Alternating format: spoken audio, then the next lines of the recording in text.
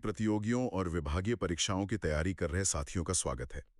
पिछली बार हमने CCS pension का सारांशीकरण नियमावली 1981 के नियम 10A तक बात की थी। आज कहानी को थोड़ा आगे बढ़ाते हैं जी, और आज हम गोता लगाएंगे अध्याय 3 में, मतलब बिना मेडिकल जांच के पेंशन कम्यूट कैसे कराएं। बिल्कुल। और ये अध्याय इसलिए बहुत खास है क्योंकि ये उस प्रक्रिया के बारे में है जहां आपको डॉक्टरों के चक्कर नहीं काटने पड़ते। हाँ, ये तो सबसे बड़ी राहत की बात है लेकिन इसी आसानी के साथ कुछ सख्त शर्तें भी जुड़ी हैं। आज हम उन पर ही विस्तार से बात करेंगे। और हाँ, अगर किसी नियम पर और जानकारी चाहिए हो तो टिप्पणी करके जरूर बताएं। बिल्कुल। तो चलिए इस प्रक्रिया को एक सफर की तरह समझते हैं। मान लीजिए कोई सरकारी कर्मचारी हैं, मिस्टर वर्मा, वो रिटायर हो रहे हैं हम्म। और अपनी पेंशन का एक हिस्सा एक मुश्त लेना चाहते हैं। तो सबसे पहला सवाल तो यही है कि क्या वो ऐसा कर भी सकते हैं? हाँ, और यहीं से हमारी चर्चा शुरू होती है नियम 11 से। अच्छा।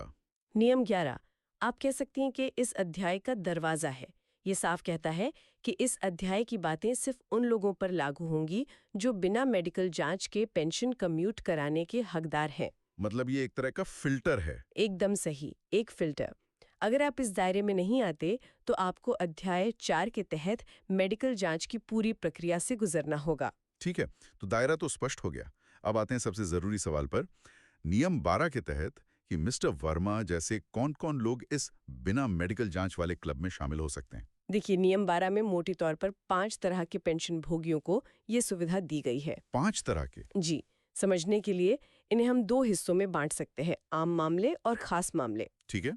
आम मामलों में 2 तरह के लोग आते हैं। पहले, जिन्हें अधिवर्षता पेंशन यानी सुपर एन्युएशन पेंशन मिलती है। सरल भाषा में वो कर्मचारी जो अपनी तय उम्र पूरी करके सम्मान के साथ रिटायर होते हैं। बिल्कुल। और दूसरे, जिन्हें सेवानिवृत्ति पेंशन मतलब रिटायरिंग पेंशन मिलती है, जैसे कि स्वैच्छिक सेवानिवृत्ति यानी वीआरएस लेने वाले। ये तो सबसे कॉमन कैटेगरीज हो गई। और खास मामलों में कौन-कौन है? खास मामलों में 3 स्थितियां हैं। तीसरी कैटेगरी है आमेलन मतलब एब्जॉर्प्शन की। मान लीजिए आप पीडब्ल्यूडी में थे और आपका विभाग एक नए सरकारी कॉर्पोरेशन का हिस्सा बन गया, तो उस केस में मिली पेंशन पर भी ये नियम लागू होगा। अच्छा। चौथी कैटेगरी है क्षतिपूर्ति पेंशन, कॉम्पेंसेशन पेंशन वालों की। ये तब मिलती है जब किसी का स्थायी पद ही खत्म कर दिया जाए। और पांचवी, जो परीक्षा के नजरिए से बहुत महत्वपूर्ण है, वो है जिनके खिलाफ कोई विभागीय या न्यायिक कार्रवाई चल रही थी और उसके खत्म होने पर उन्हें पेंशन स्वीकृत हुई है। मतलब अगर कोई इन 5 श्रेणियों में आता है तो वो सीधे अप्लाई कर सकता है या कोई और भी शर्त है? हाँ, यहीं पर असली बात आती है। दिखने में आसान है, लेकिन एक बहुत बड़ी शर्त है। आवेदन करने का तरीका और समय। समय। जी, और यहीं पर नियम 13 की भूमिका आती है। अक्सर लोग यहीं पर गलती करते हैं। अच्छा, तो ये है असली खेल। नियम 13 में क्या दांवपेच है? नियम 13(1) कहता है कि आपको अपनी सेवानिवृत्ति की तारीख से 1 साल के अंदर फॉर्म 1 भरकर अपने कार्यालयाध्यक्ष मतलब हेड ऑफ ऑफिस को देना होगा। 1 साल? हाँ, और ये 1 साल की समय सीमा बहुत सख्त है। यहाँ दिलचस्प बात यह है कि आपने आवेदन कब किया इससे फर्क नहीं पड़ता। आपका आवेदन कार्यालय में उस 1 साल के अंदर पहुंच जाना चाहिए। 1 मिनट, इसमें एक सवाल है। अगर किसी पर विभागीय जांच चल रही थी, जो रिटायरमेंट के 2 साल बाद खत्म हुई, तब तो उसका 1 साल का मौका खत्म हो गया? बहुत बढ़िया सवाल। और नियम बनाने वालों ने इस स्थिति के बारे में सोचा है। अच्छा। नियम 13 में एक परंतुक मतलब प्रोवाइजो है जो यही बताता है। ये कहता है कि अगर मामला विभागीय या न्यायिक कार्यवाही से जुड़ा है तो 1 साल की गिनती उस कार्यवाही पर अंतिम आदेश जारी होने की तारीख से शुरू होगी, रिटायरमेंट की तारीख से नहीं। ओहो, ये तो बहुत जरूरी पॉइंट है ना? और इसी तरह अगर किसी को पिछली तारीख से रिटायर किया गया है तो भी 1 साल की गिनती आदेश जारी होने की तारीख से होगी। ये नियम निष्पक्षता सुनिश्चित करता है। ठीक है, लेकिन सोचिए मिस्टर वर्मा ने रिटायरमेंट के 11वें महीने में आवेदन डाक से भेजा, लेकिन वो ऑफिस में 1 साल और 2 दिन बाद पहुंचा।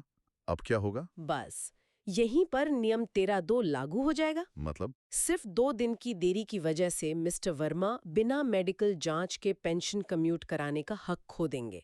अब अगर वो चाहें तो उन्हें फॉर्म 2 में नए सिरे से आवेदन करना होगा और अध्याय 4 के तहत डॉक्टरों के चक्कर काटने पड़ेंगे, पूरी मेडिकल जांच करानी होगी।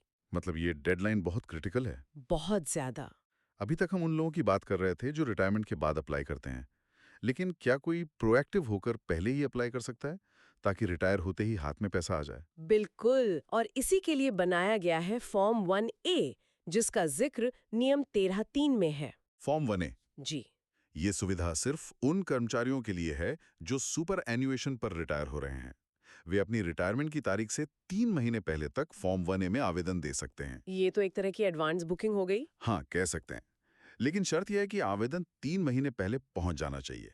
उससे कम समय बचा हो तो ये स्वीकार नहीं होगा। ठीक है, तो मान लेते हैं मिस्टर वर्मा ने समय पर फॉर्म जमा कर दिया। अब गेंद उनके ऑफिस यानी कार्यालय अध्यक्ष के पाले में है।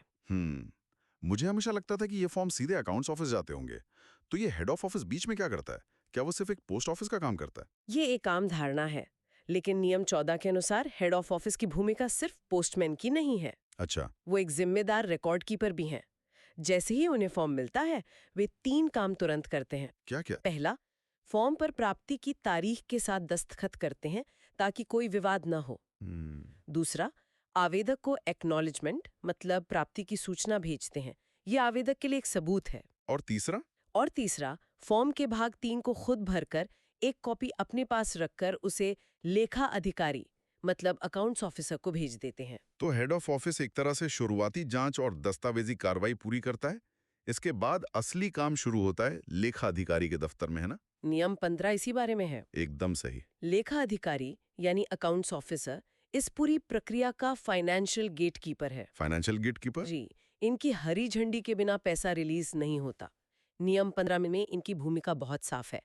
जब उन्हें फॉर्म 1 मिलता है तो वे पहले हर चीज का सत्यापन करते हैं। जैसे कि? जैसे क्या आवेदक पात्र है, क्या जानकारी सही है, क्या मांगी गई रकम नियमों के हिसाब से है, सब कुछ। और जब वो संतुष्ट हो जाते हैं तब? सत्यापन के बाद वे भुगतान प्राधिकरण यानी पेमेंट अथॉरिटी जारी करते हैं।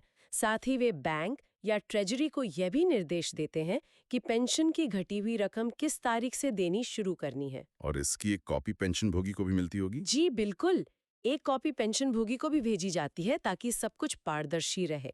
ये तो हुई फॉर्म 1 की बात। लेकिन अगर किसी ने फॉर्म 1A यानी रिटायरमेंट से पहले ही आवेदन किया था, तो प्रक्रिया कैसे अलग होती है? फॉर्म 1A के मामले में लेखा अधिकारी को और भी ज्यादा तेजी दिखानी होती है। वे ये पक्का करते हैं कि रिटायरमेंट से 1 महीने पहले ही पेंशन की गणना पूरी हो जाए ताकि पीपीओ समय पर बन सके। अच्छा। और वो कम्यूटेड रकम का चेक या ड्राफ्ट सीधे पेंशन भोगी को नहीं बल्कि कार्यालय अध्यक्ष को भेजते हैं। कार्यालय अध्यक्ष को? क्यों? क्योंकि उस पर साफ लिखा होता है सेवानिवृत्ति की अगली तारीख से पहले दे नहीं।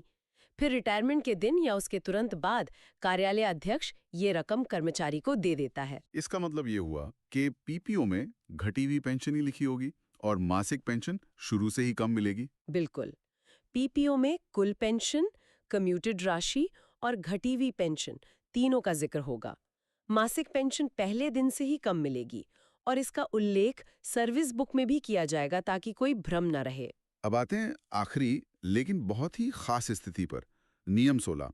ये अनंतिम पेंशन मतलब प्रोविजनल पेंशन के कम्यूटेशन के बारे में है। ये क्या मामला है? ये स्थिति तब पैदा होती है जब किसी वजह से, जैसे कि कोई लंबी विभागीय जांच, कर्मचारी की अंतिम पेंशन तय होने में देर हो रही हो। ऐसे में उसे गुजारे के लिए नियम 64 के तहत प्रोविजनल पेंशन दी जाती है। नियम 16 ये सुविधा देता है कि कर्मचारी अपनी उस अस्थायी पेंशन का भी एक हिस्सा कम्यूट करा सकता है। मतलब ये एक बहुत बड़ी वित्तीय राहत है। बहुत बड़ी। तो यहाँ भुगतान की प्रक्रिया क्या वही रहती है? लगभग वही, बस एक छोटा सा फर्क है। इस मामले में लेखा अधिकारी भुगतान का प्राधिकरण सीधे बैंक को नहीं बल्कि कार्यालयाध्यक्ष को देता है। अच्छा, ऐसा क्यों? क्योंकि मामला अभी अंतिम नहीं है और विभाग का नियंत्रण बना रहता है। फिर कार्यालयाध्यक्ष वो रकम निकालकर आवेदक को भुगतान करता है। और जब सालों बाद अंतिम पेंशन तय होती है तब क्या होता है? क्या दोबारा हिसाब किताब होता है? जी हाँ, अंतिम पेंशन तय होने पर लेखा अधिकारी 2 काम करता है। पहला, वो हिसाब लगाता है कि अंतिम पेंशन के आधार पर कम्यूटेड मूल्य कितना बनता है। और अगर वो ज्यादा हो तो? अगर ये पहले दी गई रकम से ज्यादा है तो वो अंतर राशि के भुगतान का आदेश जारी करता है। और दूसरा काम? दूसरा, वो अंतिम पीपीओ में ये साफ साफ लिखता है कि प्रोविजनल पेंशन का कम्यूटेड मूल्य पहले ही दिया जा चुका है और अब घटी हुई अंतिम पेंशन किस तारीख से मिलेगी। तो ये थी सीसीएस पेंशन का सारांशीकरण नियमावली 1981 के अध्याय 3 की पूरी कहानी, मतलब नियम 11 से 16 तक। जी। हमने जाना कि बिना मेडिकल जांच के पेंशन कम्यूटेशन की प्रक्रिया सीधी तो है, लेकिन समय सीमा और विभिन्न अधिकारियों की भूमिका को लेकर बहुत सख्त भी है। उम्मीद है कि ये चर्चा परीक्षा की तैयारी में सहायक होगी।